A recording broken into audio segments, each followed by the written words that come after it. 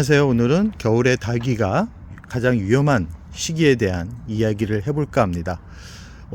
지난주까지만 해도 좀 따뜻하다 싶었는데 오늘 주말에 너무 춥습니다. 귀가 시릴 정도인데요.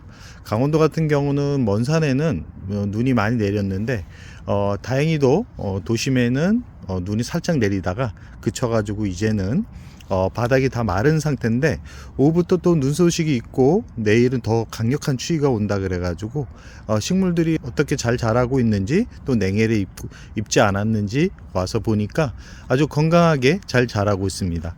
지금 집에 있었던 율마 같은 경우도 이렇게 건강하게 성장하고 있는 모습을 보여주고 있고요. 목마가렛 같은 경우도 집에서 꽃이 안 펴가지고 화원에다 옮겨주고 나서 꽃대가 좀 보이기 시작합니다. 그래서 아마 올 겨울에도 잘 필 것 같은 생각이 들고요. 홍콩 야자 같은 경우도 건강하게 또 성장을 하고 있는 모습을 이렇게 볼 수 있습니다. 이 햇살이 얼마나 식물들한테 중요한 부분인지를 잘 보여드리는 그런 모습이고요. 아무래도 올 겨울에는 이렇게 이 키핑동에 있다 보니까 이 다육이들이나 식물들이 건강하게 자랄 텐데 단 이 냉해를 입는 그런 식물들이 있습니다. 이 냉해를 입는 식물들 같은 경우는 빠르게 위치를 바꿔가지고 더 안 좋은 상태까지 가게 내버려 두면 안 됩니다. 그대로 두게 되면 줄기가 냉해를 입어가지고 결국은 무름병이 와서 떠나보내는 경우가 많기 때문에 오늘 이야기를 잘 들었다가 그런 다육이가 있으면 바로바로 좋은 환경에 좀 따뜻한 환경으로 옮기거나 물을 주지 말고 바짝 말려가지고 다시 회복시키는 그런 조치를 취해주는 게 좋다라는 말씀을 드리고 싶습니다. 오늘은 아마 다육이를 키우는 데 있어서 가장 중요한 부분이지 싶은데요. 봄, 여름, 가을, 특히 여름 같은 경우는 다육이들이 성장은 하지만 고온에 뿌리가 녹아내릴 것 같아 가지고 물을 주지 않아서 강제 수면에 들어가게 만드는데요. 겨울 같은 경우는 두들레아 같은 경우, 저 뒤쪽에 있는 두들레아 같은 경우는 성장을 하지만 지금 영상 속에 보이는 국민이 같은 경우는 조금씩 수면기에 들어가면서 뿌리 성장이 둔화되는 그런 모습을 보여줍니다. 그래서 참 이 다육이를 처음 키우거나 식물을 처음 키우시는 분들이 가장 많이 겨울에 이 식물을 잃거나 다육이를 잃는 경우가 많이 생기는데요. 그 부분에 있어서 가장 영향을 미치는 부분이 물주기라고 할 수 있습니다.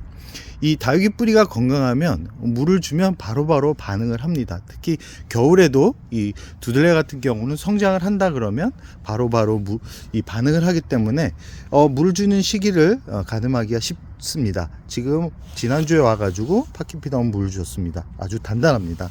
아밤씨 같은 경우도 이렇게 성장을 해서 아주 크게 대품으로 성장을 하고 있죠. 뒤에 있는 두들레 같은 경우도 물을 주면서 성장을 시켰습니다. 지금 안소니 같은 경우도 여름에 힘들어했는데 이렇게 속잎이 나오면서 건강하게 지금 이 화이트 그린 같은 경우도 물을 한번 주고 나서 이렇게 또 풍성한 성장을 하고 있는 모습을 볼 수 있습니다.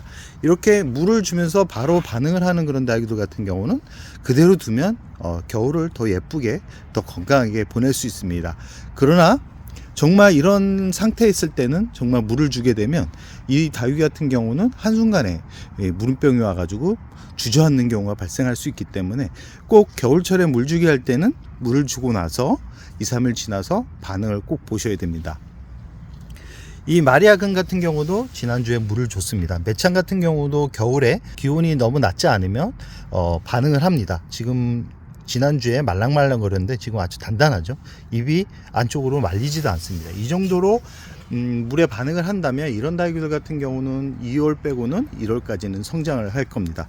그러나 지금 링고스타처라 같은 경우를 잘 보시면 지난주에 물을 줬습니다. 이 가장자리로 해서 이렇게 쭈글쭈글 거리는 모습이 보이죠. 이 물의 반응을 완벽하게 하지 않고 있다라는 것을 이렇게 보여주는 겁니다. 이렇게 이 물을 줬는데도 얘네들이 물의 반응을 제대로 하지 않는다 그러면 그런 다육이들 같은 경우는 그대로 2차 관수를 하게 되면 꼭 문제가 생깁니다. 지금 콜로라타 같은 경우도 지난주에 물을 주고 나서 일주일 지난 사이인데도 이렇게 물을 조금은 끌어올리지만 이렇게 말랑말랑 안쪽으로 이렇게 접히는 모습이 보이죠. 이렇게 보면 안쪽으로 이렇게 이 물에 반응을 하는 다육이들 같은 경우는 이 지금 로치 같은 경우도 이렇게 꽉 누르면 잎이 안쪽으로 말리지 않습니다. 그러나 이렇게 물에 반응을 하지 않는 그런 다육이들, 수면기에 들어가고 있는 그런 뿌리를 가지고 있는 다육이들 같은 경우는 이렇게 만졌을 때 잎이 안쪽으로 말립니다. 그러면 보통 식물을 잘 아는 분들이나 다육이를 오래 키웠던 분들 같은 경우는 이 다육이들이 수면기에 들어가기 때문에 물주기를 좀 늦춰야 되겠다라는 생각에 대략 한 2, 3주는 굶겼다가 2차 관수를 합니다. 그러나 이 식물을 잘 모르는 분들 같은 경우는 물을 줬는데도 물에 반응을 하지 않고 잎이 말랑말랑거리네. 그래서 2차 관수를 일주일도 안 돼서 주는 경우가 있는데, 그럴 경우 거의 한 7, 80%는 다육이들이 썩어가지고 겨울을 나지 못하는 경우가 발생을 합니다. 겨울에는 보통 병충해로 죽는 것보다는 뿌리가 냉해를 입어가지고 무름병으로 보내는 경우가 많습니다. 그렇기 때문에 물을 1차 관수를 할 때는 물을 과하게 주기보다는 머그컵 3분의 1 잔 정도 주고 나서 물에 반응을 하는지를 꼭 살핀 다음에, 물에 반응을 하면 2주 후에 물을 줘도 되고, 잉고스타처럼 콜로라타처럼 물에 반응을 하지 않는다 그러면 최대 3주까지 굶겼다가 물을 주는 게 그 다육이들이 겨울을 건강하게 보낼 수 있는 방법이고, 저렇게 물에 반응이 늦은 다육이들 같은 경우는 뿌리가 수면기에 들어갈 확률이 높습니다.